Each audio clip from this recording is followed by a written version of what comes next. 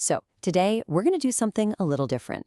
We're going to peek behind the curtain and really look at the anatomy of a dictatorship. And we're going to do it by focusing on one man, Rafael Trujillo, the guy who ruled the Dominican Republic for more than 30 years. We're going to pull apart the whole machine he built, a machine that ran on two things: absolute, terrifying fear, and this weirdly powerful, unwavering devotion.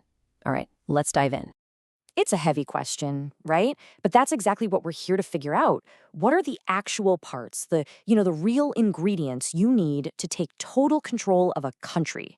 We're going to use Trujillo's reign, which was so long and so total, as our roadmap to see how it's done.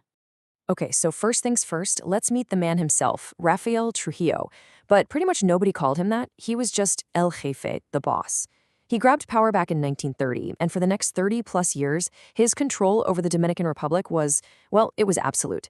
The entire country pretty much became his own personal kingdom. And that really gets us to the heart of it, doesn't it?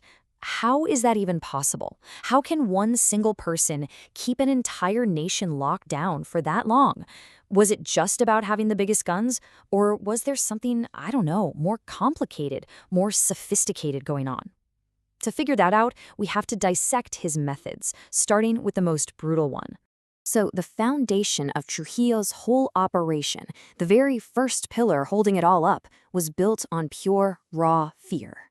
And this wasn't just, being a tough leader. No, this was about carefully, systematically creating a society where terror was just part of the air you breathed every day.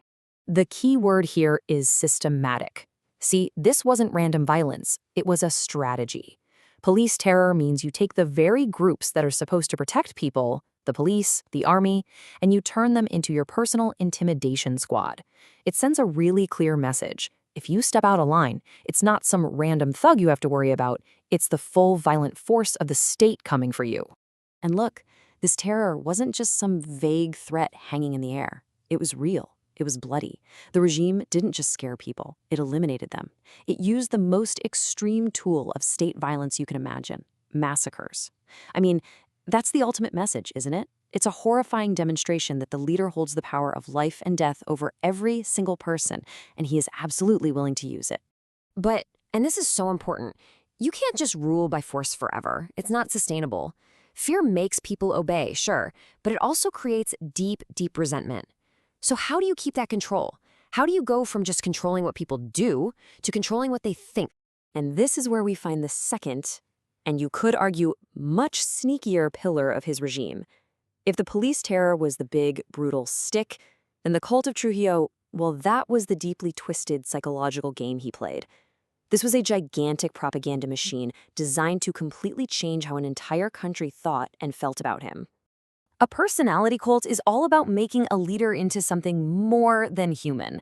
It's about using every single tool you have, newspapers, the radio, even the books kids read in school, to paint this picture of him as a hero, a genius, this perfect father figure who can do no wrong. Under a system like that, disagreeing with him isn't a political opinion anymore. It's a moral failure. It's like betraying the nation itself. So what was the absolute peak of this whole campaign? What was the one single phrase that managed to boil down the entire bizarre essence of the Trujillo personality cult? God and Trujillo. Just let that sink in for a second. It's not God, then Trujillo. It's God and Trujillo. It's a phrase that puts the dictator on the exact same level as God. It's saying that being loyal to him isn't just a civic duty, it's a sacred one. And being disloyal? That's not just treason, it's blasphemy. This is where political power and spiritual power become one and the same. So when you put it all together, you start to see the whole terrifying picture. It's not just one tactic. It's this devastating 1-2 punch, a strategy that creates a prison for your body and another one for your mind. So let's lay out that final blueprint. Here it is, boiled down. Step 1. Control with force. Use police terror, use violence to break people's will to even try to fight back. Then, step 2, control with belief. Build this massive personality cult to make the leader seem almost godlike, to capture everyone's hearts and minds. You see how they work together? The first makes you too afraid to speak out, and the second can make you not even want to. And that leaves us with one last really important question. Okay, so we've just taken apart this blueprint for power from decades ago, but is it really gone? Is it just a thing of the past?